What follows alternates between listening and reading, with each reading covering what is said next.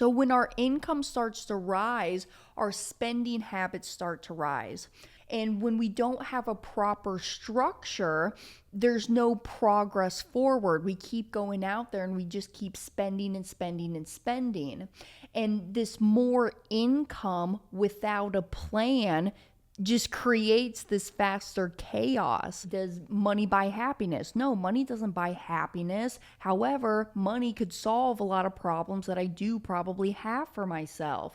And if I just correct my mindset and my own discipline when it comes to my money habits, I feel that I can truly get a grips and get a hold of this stuff. It's like the gym. Who is going to wake you up and get your butt into the gym? Nobody besides you. And I say it all the time, nobody's going to care more about your financial life than what you do.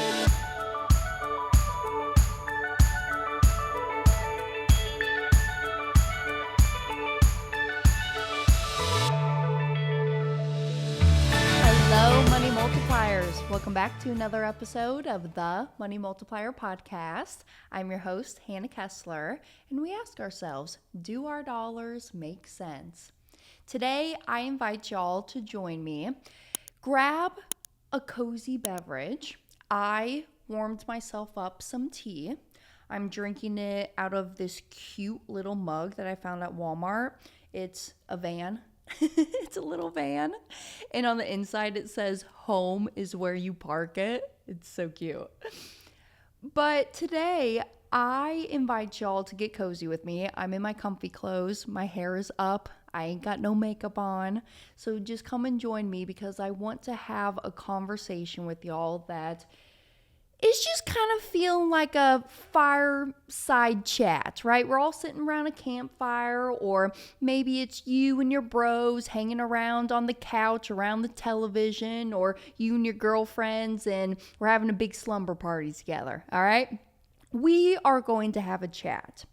In today's topic, we are going to be getting into why more income doesn't fix money problems. You guys have seen it before. A lot of my fellows out there, and even my girls, I can't just say that. But you see a lot of these athletes, right? They're making like a crap load of money. But then a few years later, after they're done playing the sport, they're kind of broke. Or the people who go and win the lottery a year, 2 years later, they're dead broke again, or they're back at where they originally were at. And it's like, why? Y'all had all the money. What'd you go do with it? And a lot of you are probably thinking, well, they weren't responsible with it. They spent it on stupid shit. And yeah, all of that is correct. But if more income or more money meant something, there would be so many more millionaires out there. Wouldn't you agree with that?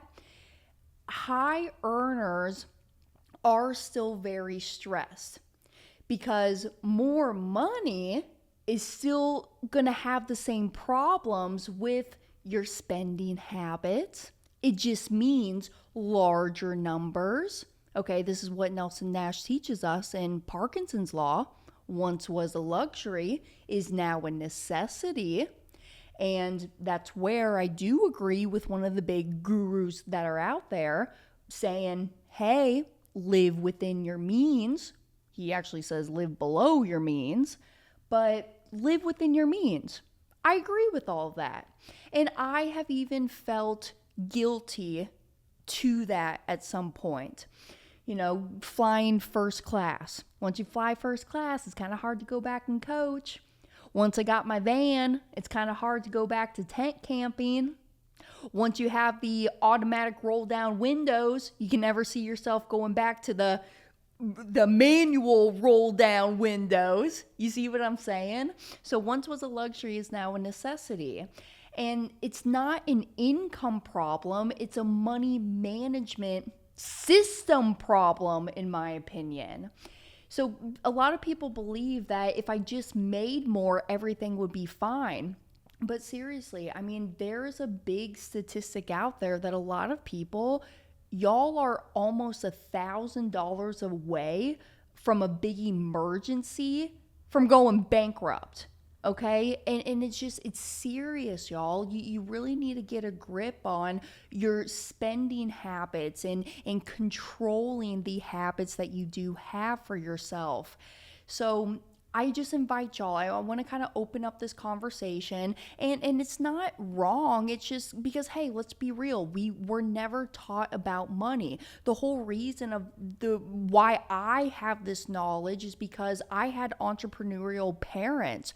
A lot of people don't have business owning parents. They had to go figure all this out for themselves. They had to go to YouTube University, learn all this stuff. They had to fail quite a few times, maybe even go bankrupt a time or two to figure all of this stuff out. So it's okay to fail, and it's okay to fall on your face sometimes. I'm still falling on my face. Are you kidding me? Being a young girl out here doing all this stuff, playing with the big dogs in the big leagues, there's some mistakes that I've made that I'm like, crap, I still cringe at myself for some of the shit that I used to do.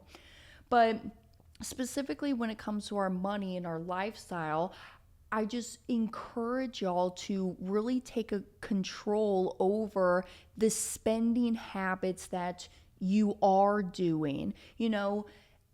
Can I control and can I be more disciplined with my spending habits, for lack of better words?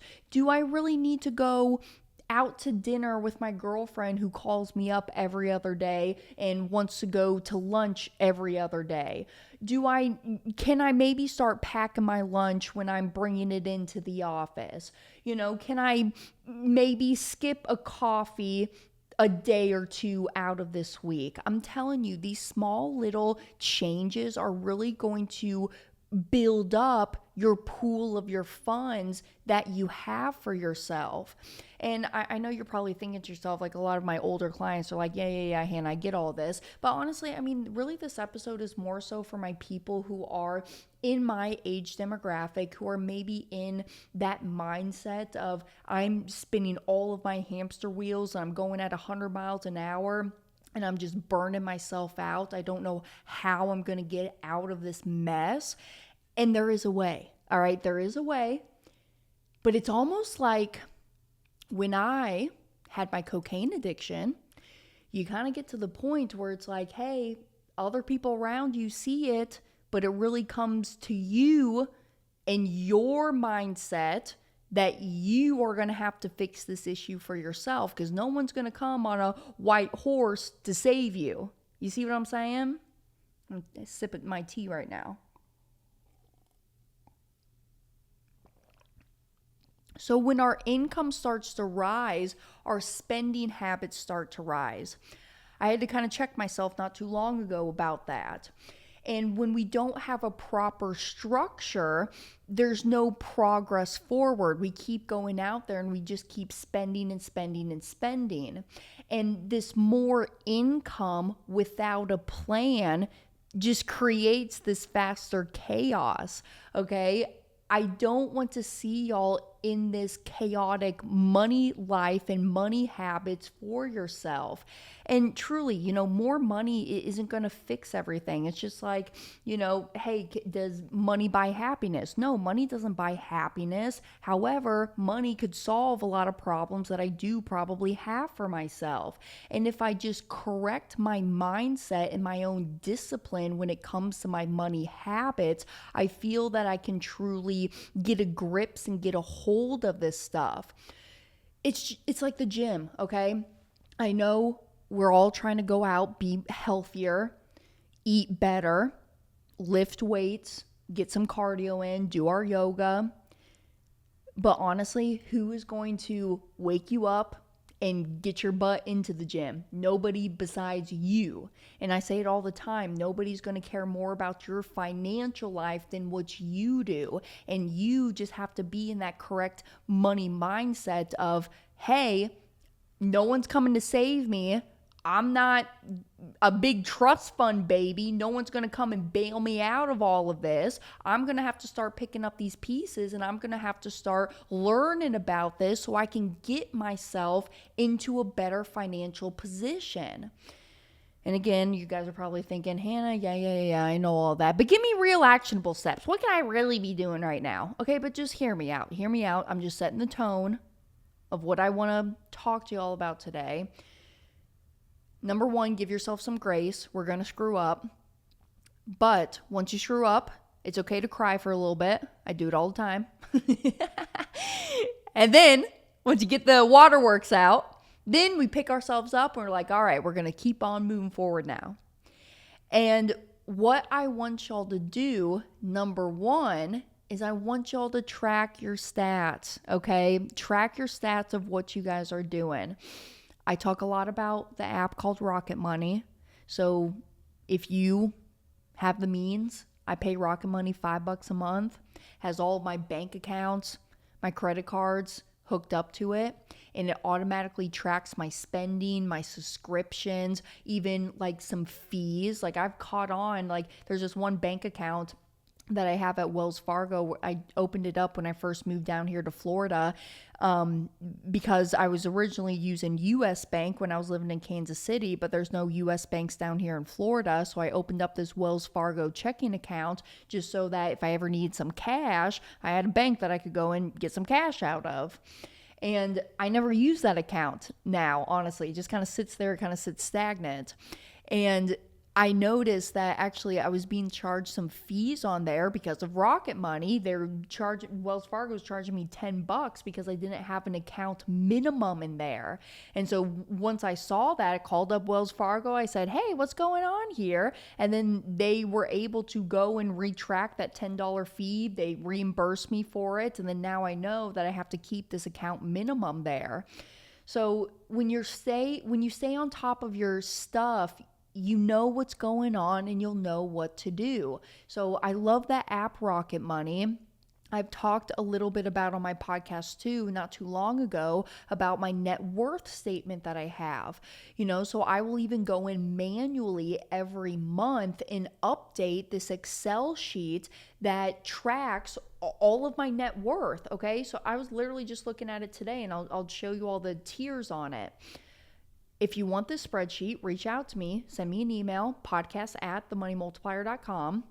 But there's different tabs in here where I track my hard assets, my house, my Bronco, my van, the assets that I have, the jewelry.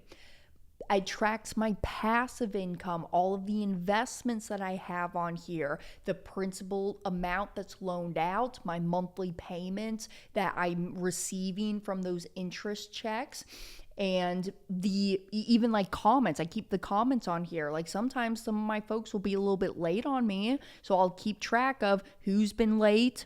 Why were they late? Should I be incurring them some late payment fees? Okay, so I'm keeping my notes. I'm keeping track of it. I even have a whole tab for my infinite banking policies. I know the insurance companies that they're with, my policy numbers, when they went in force, who's the owner of the policy, the beneficiary, even who the insured person is on the policy. Now, I wasn't going to get too deep into policies in this episode, but a question a client asked me actually just this week. He says, hey, are all of your 8 policies on your body? And no, they're not. A lot of them are, but not all of them are. I actually own policies on other people. And so I keep track of it within this spreadsheet here.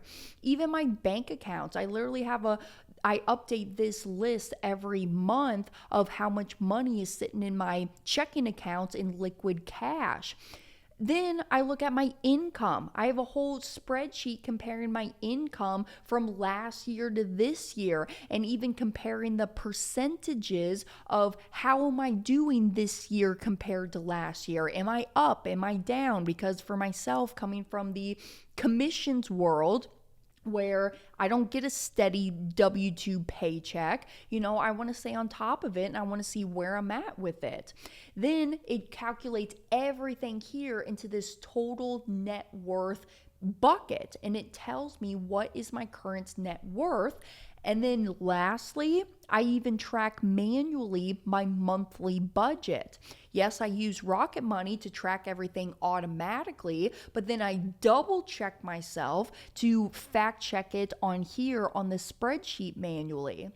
And so my biggest piece of advice is that you'll notice when your income does start to rise, your expenses seem to start to rise as well.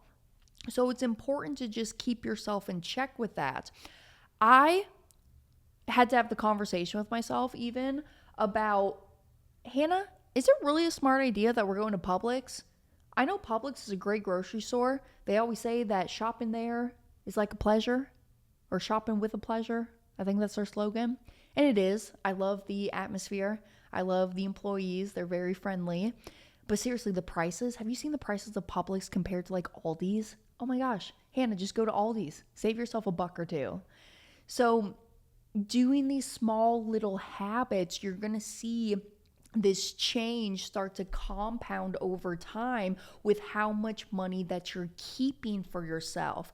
I'm going to quote my father. He says, "It doesn't matter how much you make, it only matters how much you keep." He was a very successful chiropractor. I mean, Dad was making well over $1 million a year, having his 5 clinics in Kansas City. But who cares if you're making $1 million if your overhead is $975?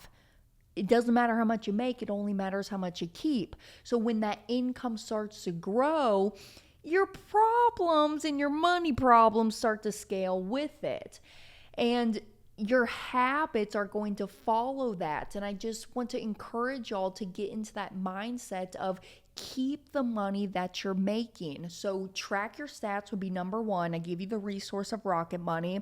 I will send you my spreadsheet that I have tracking the net worth. It's all programmed up with all of the formulas. My mama was the one that went in there and did it, because literally this whole spreadsheet came about because my dad keeps track of everything on a big poster board. He's very pen and paper, and we just took all of that data that he was doing on there and we moved it into the electronic database of Excel. Okay. So we just have everything in Excel, and then Mama went in there and she did all the formulas so that it would add up everything. And so I just don't have to go in there manually add it up. Right.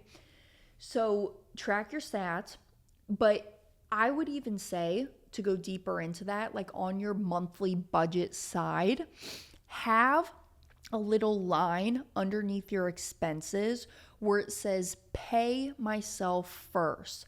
Okay, pay myself first. I pay myself first. Before I go pay anybody else, I will take a check every month and I will move the money from one checking account into another checking account, my segregated checking account. And that's the Pay Myself First account. It's literally named Pay Myself First. It's literally titled that on my US bank account, Pay Myself First. So on my expenses sheet, when I'm looking at my monthly budget on my Excel sheet, the first line item underneath my budget in my personal section, pay myself first, because I'm going to treat myself as my number one asset. I am coming first, pay myself first, and then I'm going to go pay everybody else next. So that's where I normally say, hey, then when you pay yourself first, that's the money that should start to flow towards your policy, your own bank. You put your money in your banking system rather than leaving it down at somebody else's bank where they're making interest, profits, dividends on you. So this gets into like a lifestyle inflation trap, right? People will get raises, they'll get bonuses. Y'all will start to go buy bigger houses. You'll have nicer cars. You'll get more subscriptions. You'll start eating DoorDash and Uber Eats more. And you're then start to get caught up with keeping up with the Joneses. I know for the people in my demographic, that's maybe a term that we don't hear a whole lot. But keeping up with the Joneses, you don't want to fall into that. Why am I trying to put on this front for everybody else, but I'm not staying true to myself and who I am? You see what I'm saying? I just really have a big passion that I just want people to be truly authentically themselves. Why are you trying to flex on somebody that literally wouldn't even come bail you out of jail? I mean, seriously, put yourself first. treat yourself as your number one asset, and don't try to impress other people by, having the Rolexes or having the nice cars or going on the nice trips or nice vacations. I mean, do things because you want to do them. I mean, seriously, this is where like my uncle is so different from my dad, because my dad he loves being a pilot, right? I mean, hell, it's an expensive hobby. My younger brother, he loves scuba diving. That's an expensive hobby, right? But Uncle Tug, he is happy backpacking in the Appalachian Mountains for 3 months, living off of just everything that he's got in his backpack, not spending a dime on anything. So what truly fuels your soul and what makes you live this purpose-driven life that you have for yourself here? I mean, seriously, I could go on and on. I don't want to go on a big rant about that. This is not like a self-help podcast. It's a money podcast, but you catching my drift here? Another sip of tea. Anyways, so I'm just trying to say true to yourself. Don't try to impress other people. Don't try to impress all the girls or the guys out there. Do it because you want to do it, okay? Hey, sorry to interrupt the episode here, but I want to take a quick break. If what you're hearing today has made you curious about infinite banking, how it works, I want you to go watch my free presentation. In it, I walk you through the same steps that my family took to pay off $984,000 of debt in 39 months, and how we've been able to recycle and recapture every single dollar since then. This isn't theory. This is real. I mean, this is what the wealthy have been using over 200 years to keep the money within the family. This is literally where banks, conventional banks, store a boatload of their dollars at. And it's the same process that we've helped thousands of families across the country put into action. So go to themoneymultiplier.com/presentation and see for yourself how you can start taking control of your money today. All right, let's get back into the episode. Now, it gets into there's a lack of education. There's a lack of a system that we have here in America. There's no intentional flow of money. You know, that's why I think I was so excited for this podcast episode, because this is my word for 2026, is to be more intentional with my time, who I'm talking to, my energy, who I'm giving my energy to. I ain't letting people just come in and just book time on my calendar if I truly just don't even want to work with them or don't even want to talk to them. So it's important to be intentional about how you're spending your money, the food you're putting into your body, how you're moving your body. Are you getting outside? Are you going to the gym? Are you swimming in the ocean and in the pool? Are you doing something active for yourself to fuel your body? So I just think that there's this big difference between what society wants us to do and how our parents have maybe been doing, our parents or grandparents, what they've been taught, what they've done. And it's just such a different mindset, right? It's such a different mindset to where we're at compared to where they're at. And they were trusting the government. They were trusting others. They had this hope, right? And I think there is still hope for myself and my generation here. But we first have to get to know who we are at the core level in order to start to help our community and start to help society and others. You see what I'm saying? And so just being intentional about where you're spending your time at, how you're spending it, whom you're spending it with, how you're spending your money, what you're putting into your body. It all flows and it's all energetically together, okay? And so to me, when we don't have this control over our mind, it starts to overflow into our thoughts and our actions and our behaviors and our outbursts and our reactions instead of responding to situations or to other people. So without this system, I mean, truly, money is just going to leave you forever and ever. And you just got to really get in tuned and get honed in on what is important to me. How should I be spending my time? And even planning out these goals. Okay, here's something else like my dad has always taught me too. He says, a failure to plan is a plan to fail. And if I'm not planning for my 2026 tax bill that I have to pay, where's the money going to come from? Because if I ain't planning for it, I'm just going to go and spend it on other stuff. Whether it might be good stuff. It could be me paying for sponsorships for speaking events. It could be me paying for retreats that I want to host, right? But maybe I can't spend that amount of money because I have to know how much money I got to send to the IRS. So you just have to be intentional and you have to plan out these big expenses and where you're seeing your life go. And you got to be realistic with this stuff. A lot of y'all are just like floating on a wish and a prayer and a dream over here, crossing your fingers like, I think it's all going to work out. It's all going to be okay. And 9 times out of 10 it is, right? I mean, that's what my mama always says. She says, hey, Hannah, it always works out, does it not? It always works out. Why are you freaking out? It always works out. And to be honest with you, that's what keeps me calm in a lot of situations where like I could like go off the deep end and start like really freaking out, but I don't, because I'm like, I can't control. All I can control in this situation is how I respond to it. So I'm not going to burst into flames here. I'm just going to respond how I should in a nice manner. And we're going to learn from this experience and then we're going to move on.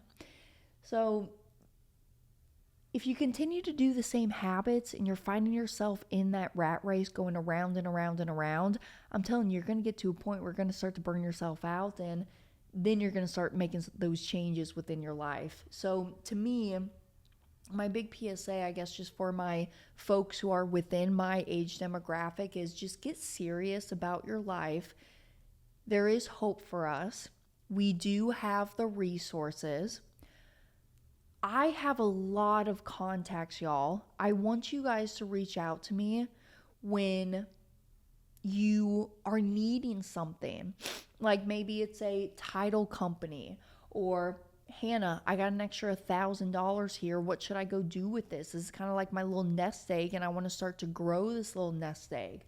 You know, I've been meeting some cool people who are doing some cool things, and I can make those connections with y'all because it truly is about your network and who you know to get you there. That's why, like, personally, I mean, yeah, the college education system, oh man, do we really want to go down this rabbit hole? Maybe we do. But like, that's why like I'm not a huge proponent on college. Oh my gosh, like I got this one girlfriend, her fiance. I'm like, did you really go to college to major in business? You really went to major in business? Dude, go and get some internships. Go and follow the people who are living the lifestyle that you want to live, or you see them doing the occupation that you want to do, and go and just follow them and see exactly what their life is looking like day in and day out doing that. I'm telling you, dropping out of college was the best thing I could have ever done for myself, seriously. Now, I do agree, a lot of people love that college lifestyle. I got one girlfriend, she just graduated this year, and how we met is actually her father is a client, and I started hanging around with her daughter, or his daughter, and she loved her college experience, and I get that. And again, it goes back to stay true to who you are and what you want to do. Do it because you want to, not because, oh, this is what society is telling me that I should be doing. But, you know, I think that we learn best by doing rather than just sitting inside of a classroom or just all of these hypothetical situations. You actually have to go out there and do it. And yeah, like I said from the start of the episode, you're going to fall on your face and it's okay. But we're going to pick it right back up. We're going to shed a few tears and we're going to go right back at it again. Because I truly believe that you can have everything that you want on this planet if you put your mind to it, because your thoughts or your knowledge does not equal understanding, but your knowledge is going to lead to your thoughts. Your thoughts are going to lead to your actions, and then your actions are going to lead to your results. And this is what Earl Nightingale talks all about, your mind is a garden and you really got to tend to this garden up here, because it's all in how you think. And if you're going to think in positives, in abundance, and act out of that abundance, because you're thinking out of abundance, it's going to be there for you, rather than going at it from a greed or a negative connotation, if you will, to it. I don't know if I'm making sense, okay? Sometimes words are hard. It's like, okay, but girl, you got a podcast. But do you see what I'm saying here? So I just truly think that you guys can have it all, but you just got to start by how you think about your money, because how you think about your money is going to lead to the thoughts that you have, that leads to the actions that you have behind it, that's then going to get you the results that you actually want to do. So more income is not going to fix your money problems. It's how you think about your money. And truly, what I encourage y'all to do is take that income that you are bringing in. Yes, I understand. We got to pay our expenses. We got to pay our bills. And Hannah, I may just be getting by right now. I get it. But I feel like if you truly want it and you want to be above average, you will make it happen. You will make it happen. You will find the situations, the duties that you can to make it happen, whether it is getting that side hustle, whether it is canceling the Netflix subscription for a few months. You will make it happen if you really actually want to do it, okay? If there is a will, you will find a way. We've heard all the successful stories about that. But what I would encourage y'all to do is that instead of spending your income on the fun toys, the experiences, yes, I do understand. I still want you all to live your life. I don't want you guys to be like I was about to call someone out. I'm going to call him out anyways. I don't want y'all to be like a Dave Ramsey's disciple and eat rice and beans until you're 65 years old. No. I don't want you guys to do that. I still want you guys to live your life. But if you would just be a little bit more disciplined by taking back that control over your habits, then that money is going to appear. That take that money, the keeping money that you have, in my opinion, again, that's the money that should flow towards the policy. Take the policy money, let's go buy ourselves these cash flowing assets, whether it is stock options, it could be real estate investing, it could be oil and gas, it could be fix and flipping, I don't know, it could be a drop shipping store if that's what you like, you could have a dry cleaning business, I don't care what it is. But, take the money from the policies. Let's go buy ourselves these cash flowing assets. And then from the monies coming in from those cash flowing assets, that's what I'm going to use to buy the experiences, my music festival tickets, the vacations, my fun toys like the boats and the jet skis and the side-by-sides and the conversion vans. You see what I'm saying? It all really intertwines together, but if you break it up line by line, it's pretty simple. Is it not? Is it pretty simple? Or am I just kind of crazy over here? I don't know. But in my opinion, income is a moment. Cash flow is the true strategy. And you don't build wealth by earning more. You build it by circulating your money better. because my high income earners with high income, with poor cash flow, it's this financial stress in this disguise.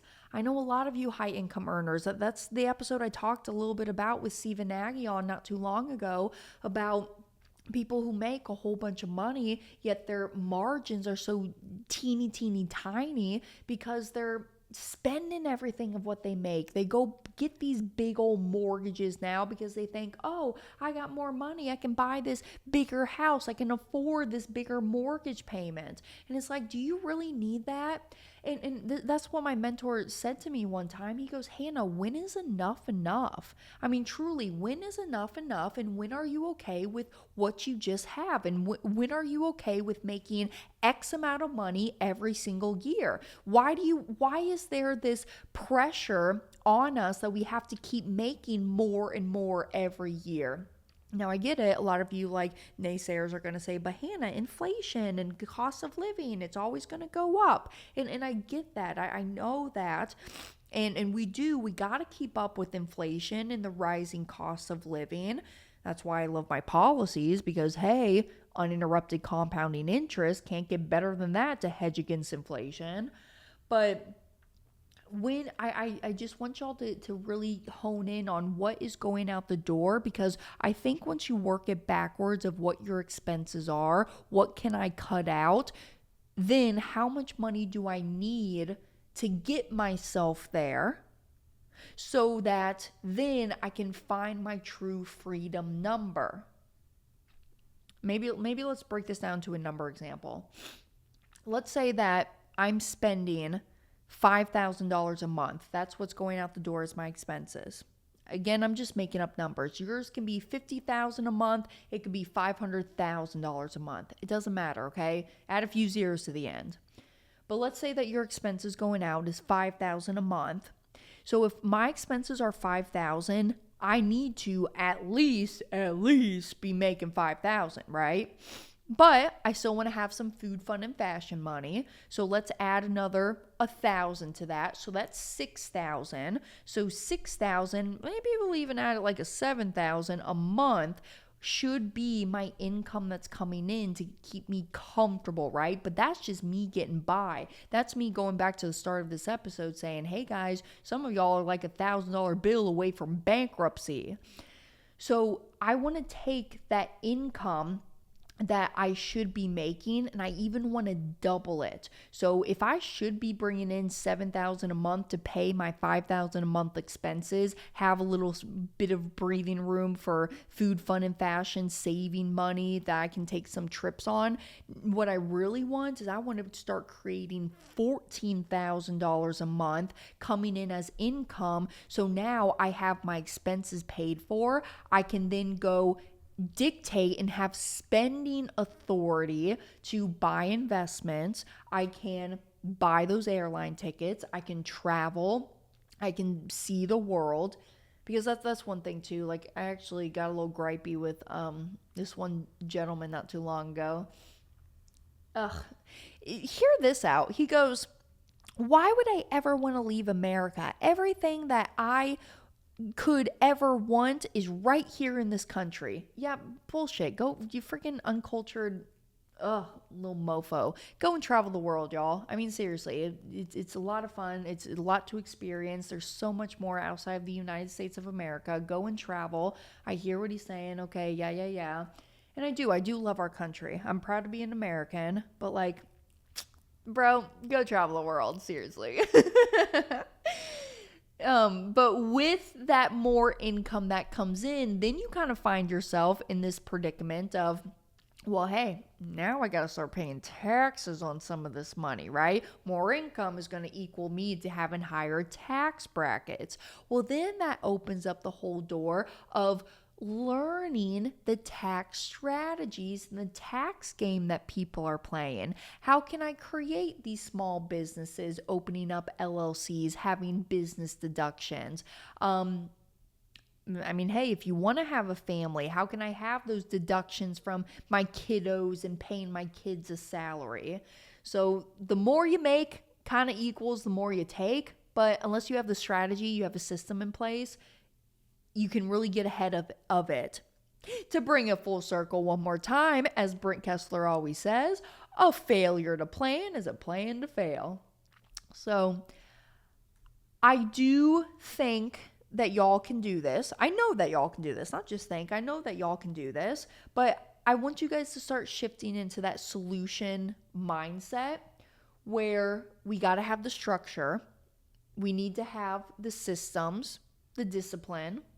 We need to have the control. And to me, that's where the infinite banking concept is really my foundation to everything that I do. I start off with my budgeting. Then from my budgeting, it flows into my policies. Okay, my keeping money flows into the policies. My policies then are funding my big expenses and my investments. And with the cash flow from the investments, that's what I go and pay for my food, fun, and fashion, what I call it, or my fun experiences. So I want y'all to just stop thinking in the mindset of, oh, I'm an earner, then I'm a spender. I'm an earner, then I'm a spender. No. I want you guys to start identifying yourselves as, I'm a capital allocator. I'm a banker. I'm a wealth builder. I mean, like, say it out loud.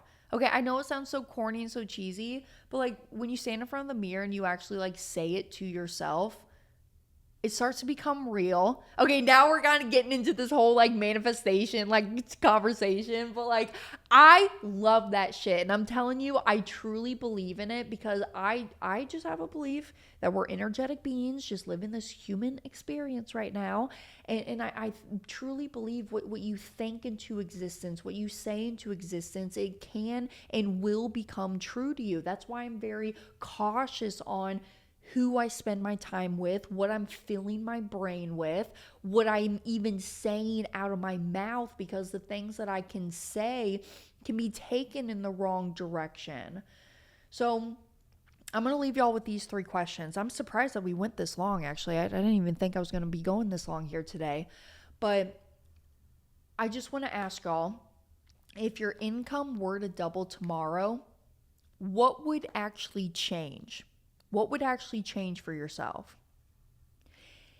If your system were to be handled a little bit differently, aka where you're storing your money at, rather than a bank account or with your financial advisor or in that 401k, just crossing your fingers, hoping it's going to be there, what would happen to your lifestyle? Would your lifestyle change a little bit? Would you take on more ownership? Would you be more in control than what you are now? I know a lot of y'all, you guys are lazy. Okay, I'm going to say it right now. You guys are lazy. Stop being a lazy bones. Shout out, okay, I was watching just yesterday on, do I really want to say this? On YouTube, I was watching one of my favorite YouTubers, and he was watching the cart narcs. Have you guys seen that? The cart narcs out there? These guys will go around and like they will call out the people who don't return their shopping carts, like in a Walmart or in a, just in like a public shopping center. They don't return their carts. I mean, it's rude, right? It's rude. Pick up after yourself. Go put the cart back. Don't be rude. Don't leave it for somebody else. And they always say, well, somebody gets paid for this. Okay, really? Like, okay, yeah, a janitor could come and clean the school bathroom, but I'm not going to shit on the floor because that's rude, right? You're going to shit in the toilet. Anyways, how did I get on that though? It's to bring it back, it's the control that you have. Oh, lazy bones. Yeah, because that's where lazy bones came from. But I think if you guys really start to take that control and the ownership over your life, over your mind, you're going to start to see these results instead of being in that negative mentality, if I can say it, the victim mentality. Then you're going to start to really see those positive changes when you start to hone in and take on that ownership and the control. So last question I wanted to say is, where's your money going first? Is it going to you or is it going to somebody else first? Who is the number one asset? It should be you. So without further ado, I don't know. I think that was really all my thoughts I really wanted to get into today. I just really wanted to bring it back to like the basics of how are we feeling? How are we thinking? I know the state of the world's kind of crazy right now. I know. Being a young person in America, it's a little nerve-wracking, I can say. But I do believe that we have a lot of opportunities here. You know, history repeats itself. We're going to go through these cycles.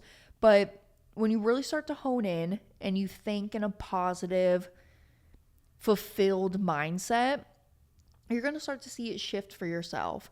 So I just ask y'all, please reach out to me. I mean, seriously, reach out to me if you have questions. You want to talk one-on-one about your situation, your scenario. I'm here, okay? I'm here to help. That's what I do day in and day out. I love this stuff. I just love to teach this, and I love to help people. And I'm going to be real with y'all. And some of you, a lot of the times I'm telling you, hey, you're not ready to start your policy right now. You think that infinite banking is going to solve all of your problems and all of your needs? You got a spending problem. You got a cash flow problem. You're in the red. You're in the negatives every month. Let's go fix that first. Let's go get your credit up first. So, more income won't fix your money problems. Better decisions will. You don't have an income problem. You just have a mindset and a system problem. And the goal isn't to make more money, it's to make your money matter more to you so that you can live life on your own terms and you can do what you want when you want and truly have that full control and freedom and liberty over your life. That's really what it's all about. So until next week, thank you for being here. This is my TED Talk. Speaking of a TED Talk, actually, I do have to get prepped for that. I have a TED Talk I'm actually doing in Acapulco in August. I'm going to do the Acapulco TED Talk, TEDx. So that should be kind of fun. I don't know, like, does my generation, do we know about TEDx's or is that like our parents? I'm doing it because I had the opportunity to do it. I'm like, okay, well, how cool would that be, you know? YOLO, you only live once. Let's do this little TED Talk. But until next week, I will see you then. Tuesdays are new episodes. And I will also see you this Thursday on my live stream. All right, come and check it out. Money Mornings with Hannah, 9 a.m. Eastern Time, every Thursday morning. But until then, do well, be great. Reach out to me, podcast@themoneymultiplier.com. Leave a comment down below, hit the like button, subscribe to the channel, and whatever content that y'all want to see, questions that you have for me, I am always here, okay? So until then, I will see y'all. Bye, Money Multiplier family. Mwah. If you really enjoyed this episode, you'll really like this one.